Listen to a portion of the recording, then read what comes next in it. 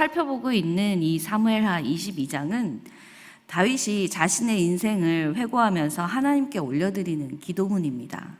시의 형식으로 기록되어 있기 때문에 문학적인 해석을 할 수 있지만 이것은 다윗의 개인적인 기도문이기 때문에 특별하게 설교할 내용이 없습니다. 그리고 할 만한 내용은 어제 윤 목사님께서 다 해주셨죠. 그래서 설교를 준비하기 전에 한 장을 저랑 윤 목사님이 이렇게 설교를 하게 되어 있어서 어떻게 설교할 것인가 이렇게 좀 논의를 했었어요. 그래서 다소 긴 본문이지만 고민 끝에 이 말씀을 풀어서 설교하기보다는 말씀을 함께 읽으면서 다윗의 마음에 우리의 마음을 겹쳐보면 좋겠다라는 생각이 들어서 전 구절을 다 읽어보도록 하자라고 어제 합의를 해서 어제도 오늘도 이렇게 전 말씀을 같이 읽어보았습니다. 다윗은 자신의 전체 인생을 통해서 경험한 나의 하나님을 구체적으로 찬양하고 있습니다. 나의 하나님은 자비의 하나님, 완전하신 하나님, 공의의 하나님입니다. 곤고한 백성은 구원하시고 교만한 자를 살피시면서 낮추시는 분이십니다. 그리고 나의 하나님은 등불이신 하나님입니다 라고 고백합니다. 다윗은 자신의 모든 구원과 존귀와 형통이 하나님의 은총의 결과였다라는 그 사실을 등불이라는 이 한 단어로 묘사하고 있습니다.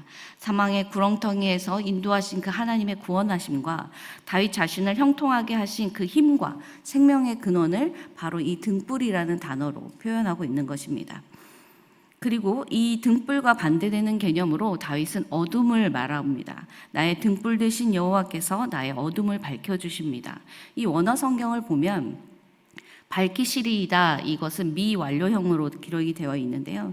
이것은 과거에 경험한 것을 보고서 앞으로 자신의 미래에도 이 등불 되신 하나님의 은혜가 계속해서 나와 과거처럼 앞으로도 계속 함께 하실 것이다 라는 것을 확신하고 있는 다윗의 의지적인 표현입니다.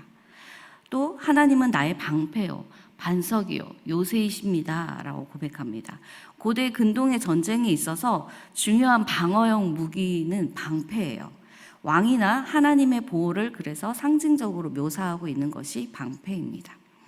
팔레스타인 지역은 이 산악 지역이 많아서 성경에 그 반석, 바위라는 표현이 많이 나오고 있는데 성경에서 말하는 이 반석이라는 것은 험한 암벽으로 둘러싸인 천연의 요새를 말을 하고 있습니다.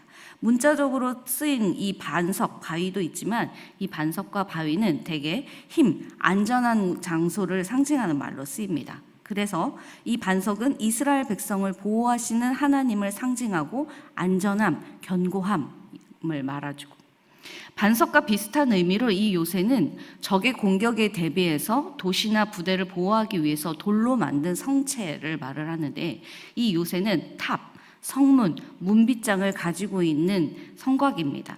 전형적으로 이 요새는 4.5m에서 7.5m 정도의 두께와 10.5m 정도의 높이를 가진 거친 돌로 두세 겹의 벽으로 구성이 되어 있습니다. 굉장하죠. 성벽 주위를 돌아서 참호를 파기도 했고요. 벽의 낮은 부분은 완만한 경사를 가지기도 하지만 여기에 석회를 발라요. 그래서 공성망치로 공격을 해도 부서지지 않도록 아주 강력하게 만들었어요. 그리고 그 벽을 따라서 그리고 구석진 곳에는 높은 탑을 만들었었습니다. 하지만 이렇게 아무리 튼튼한 요새라도 그것은 어느 누군가에 의해서는 정복되기 마련입니다. 그래서 인간이 만든 요새는 언젠가는 무너지기 때문에 32절 말씀과 같이 다윗은 여호와 외에 누가 하나님이며 우리 하나님 외에 누가 반석이겠습니까? 라고 고백하는 것입니다. 시편 18편 2절 말씀에도 있고 어제 봤던 말씀에도 있습니다. 여호와는 나의 반석이시오, 나의 요새시오, 나를 건지시는 자시오, 나의 하나님이시오, 나의 피할 바위시오, 나의 방패시오, 나의 구원의 뿌리시오, 나의 산성이시로다. 아멘. 다윗은 하나님께서 자신을 구원해 주신 것을 하나님께서 자신의 발을 암사슴에 발같게 하셔서 나를 높은 곳에 세우시고 또 하나님께서 친히 나에게 활 쏘는 방법을 가르쳐 주셨고 주께서 구원의 방패를 나에게 주셨습니다. 나보다 하나님은 앞서서 싸우셨고 나보다 나중까지 싸우셔서 나에게 승리를 주시는 하나님이십니다. 말을 하고 있습니다. 그리고 여호와의 사심을 두고 나의 반석을 찬송하며 내 구원의 반석이신 하나님을 높일지로다. 이러므로 여호와여, 내가 모든 민족 중에서 주께 감사하며 주의 이름을 찬양하리이다. 아멘. 쫓고 싸우고 숨어 살던 그 시절, 그 광야에서 삶과 죽음이 외줄타기처럼 위태로울 때, 그 험난했던 그 광야에서 다윗이 만난 이 하나님을 간증을 하고 있는 것입니다. 하나님이 살아계신 것이 확실하다면, 그리고 그분이 선하시다는 것을 굳게 믿는다면 우리에게는 절망하고 회의하고 낙담할 겨를이 없겠죠. 그런데 여러분은 어떠십니까? 혹시 나는 하나님을 잘 믿고 잘 따르는 것 같은데 어떻게 해서 이렇게 내 인생에 이렇게 굴곡이 많고, 이렇게 맨날 눈 뜨면 또 문제고 또 문제고 돌아서면 문제고, 내 인생은 왜 이렇게 팍팍할까? 이런 생각하고 계신 분이 혹시 계십니까? 오늘 다윗처럼 나의 인생 속에 정말 박혀있는 그 진주처럼 빛나는 그 하나님의 역사하심을 한번 돌아보시기 바랍니다. 저도 지난주에 하나님께서 지난 1년 동안 나를 통해서 역사하신 것들이 무엇인가 이렇게 한번 쭉 돌아봤어요. 그러면서 다시 한번 그 마음의 중심을 하나님께로 다잡을 수가 있었습니다. 그리고 이 설교를 준비를 하는데 생각이 났었어요.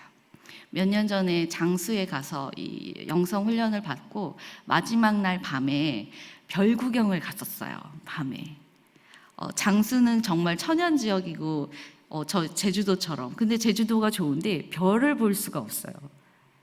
1년에 몇 날 되지 않습니다. 근데 장수는 정말 별밤이 아름답거든요.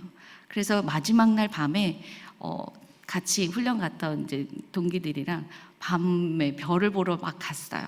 저쪽 산 위로 이렇게 올라가다가 저희가 이렇게 봤는데 진짜 별이 많은 거예요. 근데 저희가 그때 더 별을 잘 보려고 바닥에 누웠었거든요. 별이 쏟아진다라는 표현이 무엇인지 그때 경험했어요. 저희가 그래서 한 1시간 반 동안 누워 있었던 것 같아요.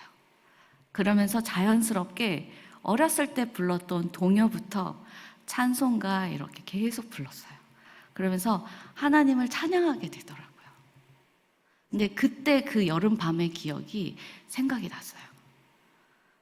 하나님께서 정말 별이 있구나, 별이 있지, 별이 참 예쁘지 라고 생각하지만 우리가 정말로 마음을 먹고 집중하면서 모든 힘을 다 빼고 하나님을 전적으로 바라볼 때 정말 별이 쏟아지듯이 아름답게 빛나더라고요. 이 다윗의 고백이 그 장면을 다시금 떠올리게 해주셨어요. 여러분의 하나님은 어떤 하나님이십니까? 여러분도 하나님께 기도 편지를 써보시기 바랍니다. 또다시 믿음의 길을 걷다가 발이 살짝 미끄러지거나 가다가 길을 잃었을 수도 있어요.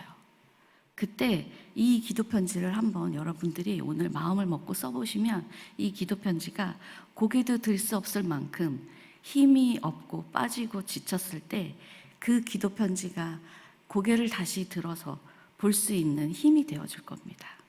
그리고 고개를 들면 여전히 나를 향해서 웃고 계시며 내 손을 굳게 붙잡고 계신 하나님이 보이실 겁니다. 기도하겠습니다. 하나님 아버지, 모든 것이 하나님의 은혜입니다. 내 인생의 등불 되신 하나님, 나의 방패요, 반석이요, 요새이신 하나님은 나에게 승리를 주시는 하나님, 악인을 짓밟으시는 하나님, 복수하시고 구원하시는 하나님이십니다. 내가 주께 감사하며 주의 이름을 찬양합니다. 오늘 다윗의 고백이 나의 고백이 되기를 원합니다. 오늘 하루 나를 향하신 하나님의 뜻을 깊이 묵상하게 하옵소서. 감사드리며 우리를 구원해 주신 예수님의 이름으로 기도드립니다. 아멘.